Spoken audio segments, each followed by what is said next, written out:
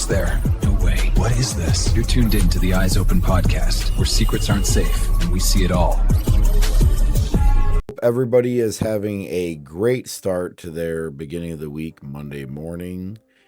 But let's just get it all started and jumped right off, shall we? I hope everybody had fun at their Super Bowl parties last night, or should I say superb owl parties last night. And mind you, I only wear Panther stuff. You know, what I wear is because there's certain teams I wear. Just because I wear a pair of Jordans doesn't mean that I actually watch basketball all the time. That's a lot of things people don't understand. Is a lot of stuff's a fashion statement, okay? I wear it, people get upset. They're like, "Oh man, you're not a real conspiracy person because you wear basketball or football team stuff, or you'll wear a Cleveland Indians jersey. You're not a real truther because you wear a sports team stuff." You know, sometimes we just wear things, okay? Because it's a fashion statement, okay? We just like to wear them. Doesn't mean that we... Honestly, you could ask me who's on the Panthers right now. I wouldn't... Other than maybe one player, I probably wouldn't be able to tell you. And I'm being honest with you. So for all the diehard sports fans, I hate to upset you guys and be like, "Oh man, you know, I'll root for the team." I've been there. Like, for all my people that are from Texas and New Mexico that know why I support the Panthers, they know. Okay, I'll just put it that way. But I mean, just because I wear a jersey or stuff like that, it honestly drives me nuts when I see these people that live and die by sports. Like, you don't even play them, dude. You're not even getting paid what these people are getting paid. But you still, like, get upset when a team loses. Unless you're losing money, it really never made sense to me why people get so upset when a team loses. I mean, did that hold any bearing in your life at all? That's why, honestly, I love this time of the week for me. Because it's the beginning of the week for you guys. It's the beginning of the Monday recap rant for me. This is the time of week where, for the people that are new, I get to just rant about stuff that happened last week. There's no real topic. It's just me being able to talk some shit for a little bit, for lack of a better word again. Excuse my French. But, I mean, this is why, you know, especially right after Super Bowl Sunday, I think it's the best Monday to be able to talk some crap, because people got so upset over not only the Super Bowl or Superb Owl, but over my breakdown. Like, they got so mad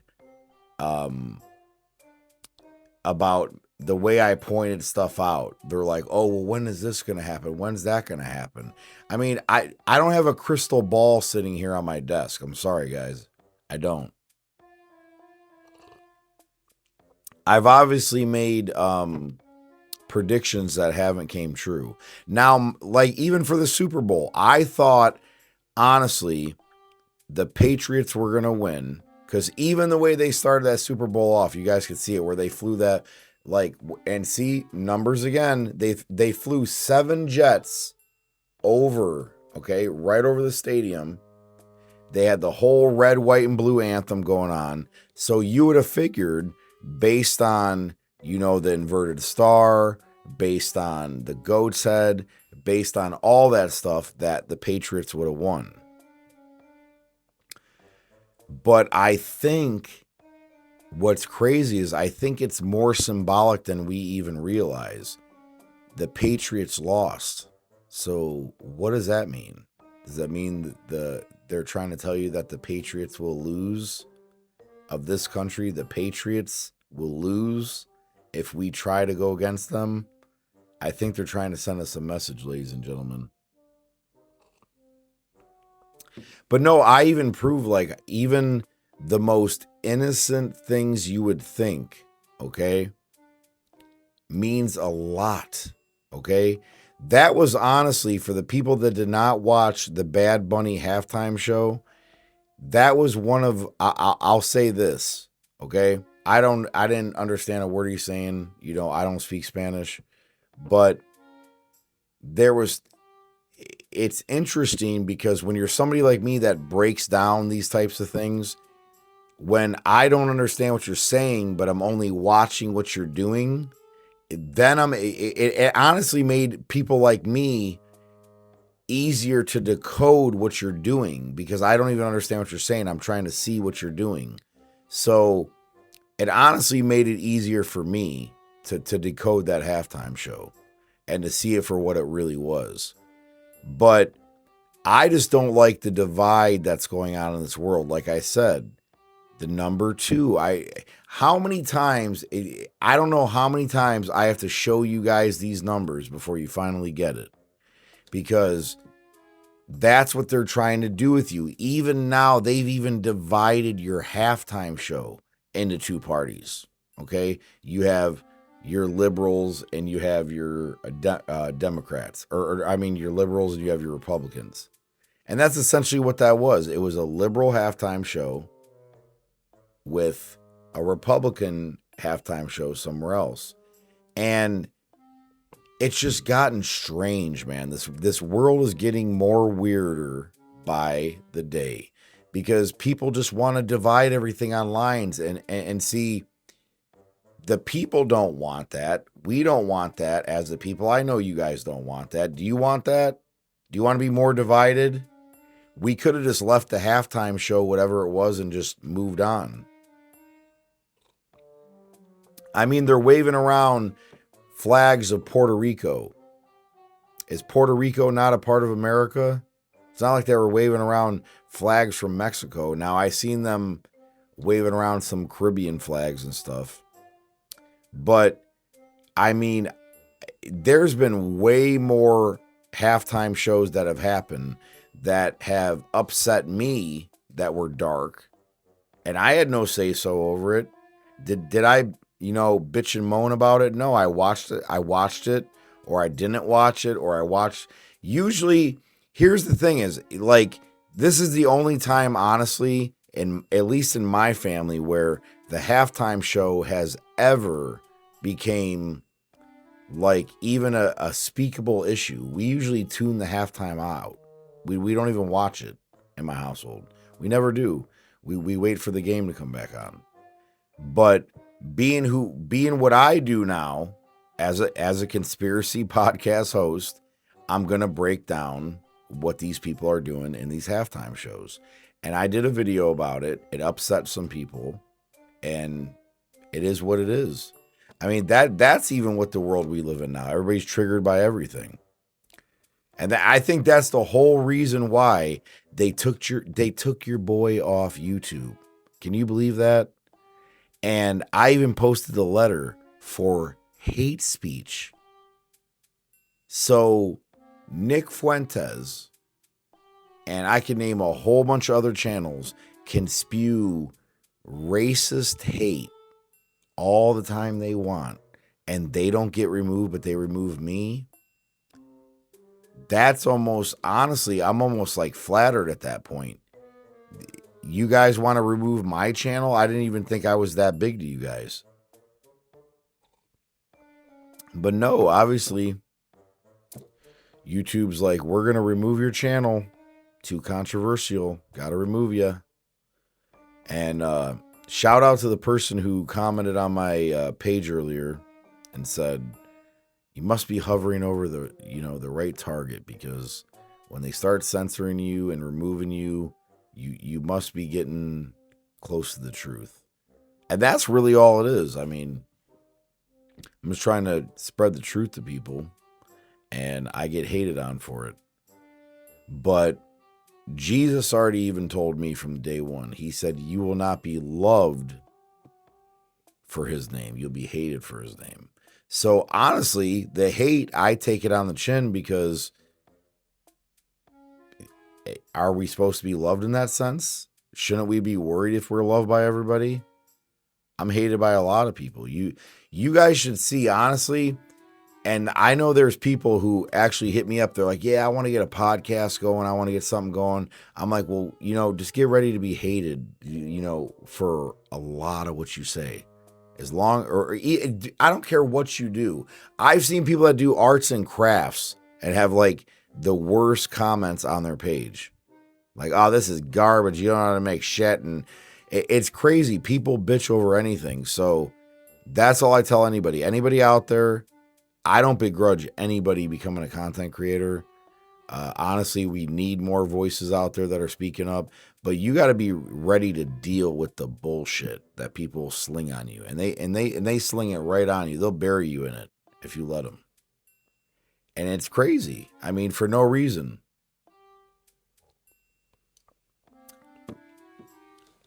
I found it interesting that I was important enough to ban off of YouTube. Like, I would have thought YouTube would have been the last platform to remove me. Now, being that the Trump's buddy or whoever, that family, they bought TikTok, I expected to get removed off that.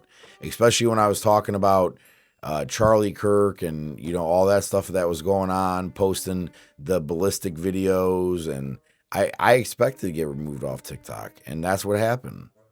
But I'm the type, I'm not going to back down. I'm even going to build my own website.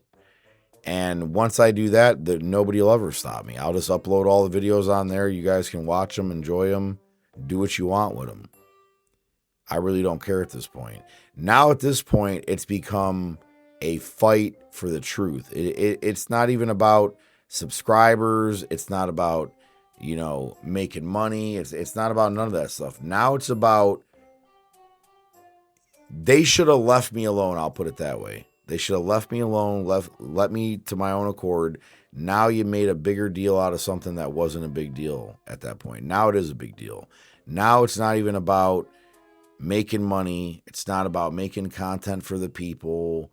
It's about spreading as much truth as I can until you guys choke on it. And when I say you guys choke on it, I mean the type of people that make the decisions to remove people like me from certain platforms. I hope you choke on the truth. It's no different. They did it back in my day growing up. I remember now, for example, they removed Howard Stern off the radio because he was talking, sexualized stuff. And back in the 90s, they didn't allow that. He had the FCC after him. And they removed him for talking a lot of crazy stuff. But for them to say that I spoke hate speech, please show me where and when. When have I ever spoke hate speech against any person, people? None of that. Like, I've done nothing but try to bring the truth to people. And collectively, honestly, it's subjective in that way anyways. It's only the truth if you decide to wake up and take a look at it. Subjectively, you can say, nah, that ain't the truth. That's all BS. And hey, go ahead. Don't believe it. You don't have to believe a word I say. But the fact that when you have a voice that they try to shut down, because, for example, I had a YouTube channel a long time ago, or even years ago. Or I know people that have ones doing homesteading and stuff like that. They don't get banned. And I want to know, what did I get banned for? For all the people that are on my YouTube channel, everything that's on my Facebook page, I post on my YouTube channel. So please tell me where the hate speech came in. Point it out. I never said nothing derogatory against any group of people. Show it to me. I want to see it. But no, it's just, I think that's like the best they can come up with. They're like, oh yeah, to say hate speech and ban him and he won't contest it. Honestly, I should sue YouTube for anything I can. I should go talk to my attorney and say, hey, is there any way I can sue them for what they did? And if I could, I would, because it's getting ridiculous at this point. Until people stand up for their rights, they're just going to get lost. I mean, it took Alex Jones, how long until he got banned from YouTube? And they even brought him back with what he talks about. And I'm the bad guy. I think that should tell you guys, that shows right there, I'm not controlled opposition. I'm not controlled by big media conglomerates. Something I obviously said struck a chord with somebody, and they're like, yeah, got to shut that guy down. So that's why, honestly, I'm starting my own website. I'm going to stay over on Rumble. I'm going to stay on Facebook and Instagram, and that's it. That's what I'm going to do. And I'll ride it till the wheels fall off. If they remove me from here, well, guess what? I guess I'll be throwing up billboards and starting my own website, and I'll put billboards all over the country if I have to. I really don't care. If people want to censor and ban me for what I'm saying, when people like, I mean, I don't mean to throw somebody under the bus here, but people like Nick Fuentes or anybody else can get away with racial slurs, all this type of stuff. And I'm not that type of guy. I'm simply talking about, truth, conspiracy, trying to have discussions here, and I'm getting banned for it. I mean, at that point, questions need to really be asked. I think, honestly, they're just proving my point even more. They're like martyring me on a verbal level, on a internet level. That's all you're doing. You martyred that page. You removed it. And I honestly, even if I get killed for what I say, I wouldn't consider myself a martyr. I wouldn't want to be considered a martyr. But that's what they're doing, in a sense, with my channels. They're martyring my channels by saying, hey, this guy's too dangerous for you guys to listen to. We can't let you guys listen to him. And it's the same thing back with the CVID. Maybe that's what it was. Maybe it was when I was going like this and talking about the jibby jabs and stuff. They just want to remove me off. But the funny thing is, this is what I find is funny. I get removed once I released that flat earth science versus like science versus what it is, like perception. Flat earth episode, and boom, it's gone. Never been stricken, never had no problems with YouTube. If anything, I have a strike with Facebook and they still promote me. I've never been stricken by YouTube. That's what's crazy. There was like no notice but that letter. Oh, hey, guess what, Elias? With the Eyes Open podcast, your whole show's taken down. Sorry. We're glad you built 120 something episodes with us and a shit ton of reels, but we're just going to kick you off our platform now. We're done with you. We don't need you no more. We're good. And it's just sickening to see censorship like that is becoming normalized in America. Where are we living at that point? Are we living in North Korea? We living in China? That's honestly what it's become. China and all that. Before you know it, we're going to have social credit scores. People like me are going to have the worst credit scores on planet Earth because they're going to be like, yeah, he talks too controversial on the show about, the government and stuff like that. We need to get rid of this guy. And that's what will end up happening, probably. They'll probably eventually shut me down from all platforms. And that's when you know you're making an impact. I'm at least glad to know I'm making an impact. And because if I wasn't, they wouldn't be removing me. So like somebody said in the comments on one of my posts when I posted it, they're like, badge of honor, brother. And I wear like a badge of honor, and I'll continue to. Because there's very few of us out there that are willing to sacrifice everything for the truth. Most people are too scared. They're like, don't want to go there, don't want to say that. And see, the only thing I won't do is entertain. And that's what's funny is I won't entertain racists. I won't entertain, people that just are too outlandish. I don't even entertain it. But guess what? Guess who gets stricken? Guess who gets their channel removed? Me.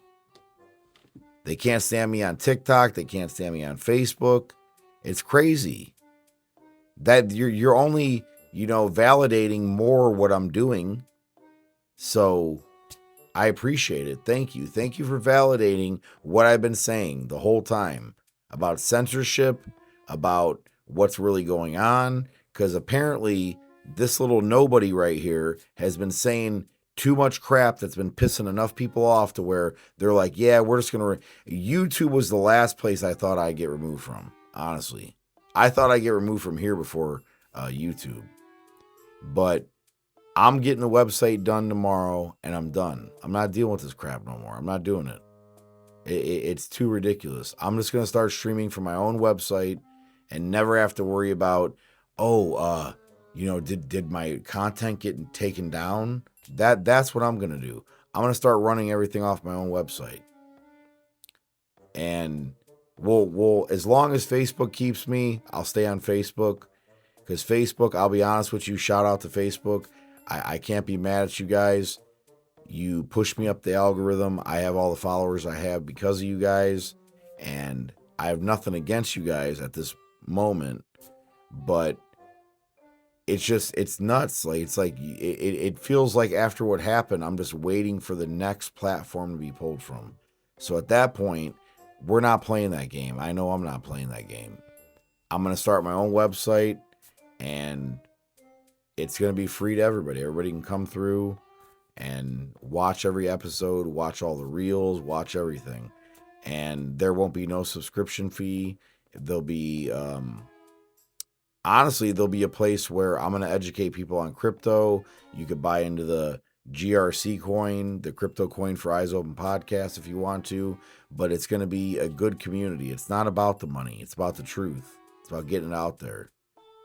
The money will come. Money comes with everything. I ain't worried about money.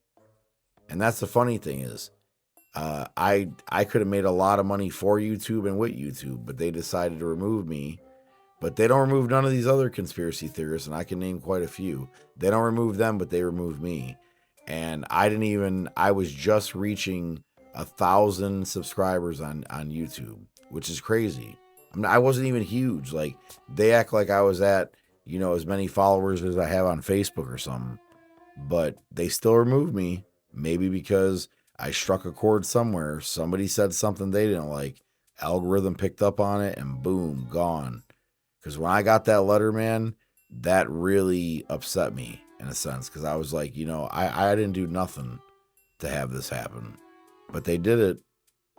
And like I said, all you guys are going to do, if the algorithm picks up on it or anybody on social media picks up on it, that has anything to do with that, you guys are only going to make me more famous. Okay. If you keep removing me off platforms, people are just going to want to listen to me more. You're only validating what I'm saying, because the people that watch me know, especially when I show the letters you send me saying hate speech, you claim something else. Don't claim hate speech. I don't hate on anybody. If anything, I talk about people getting along. I talk about ways for people to come together, not be pulled apart by a two-party system. So that's what it is right there.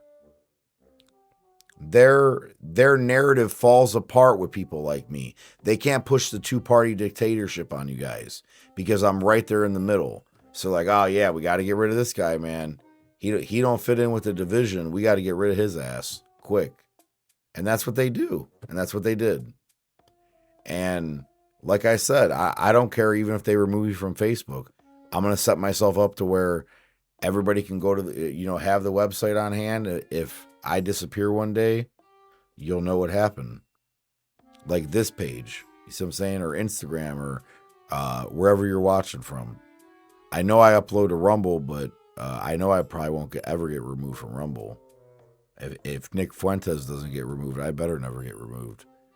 But it seems like they're a little bit more forthright with Rumble. I've never got a strike there, never had no problems there. But yeah, that's another thing. Go follow me on Rumble, Eyes Open Podcast. Look me up on Rumble. I only have I think not even 20 followers. So go follow me on Rumble. I can probably guarantee I'll be okay over there. But even Facebook, Facebook and Instagram has never given me an issue, ever. But boom, my content's obviously hateful to YouTube. So I guess I'll take it as a badge of honor, really, that I'm finally opening people's eyes to the truth.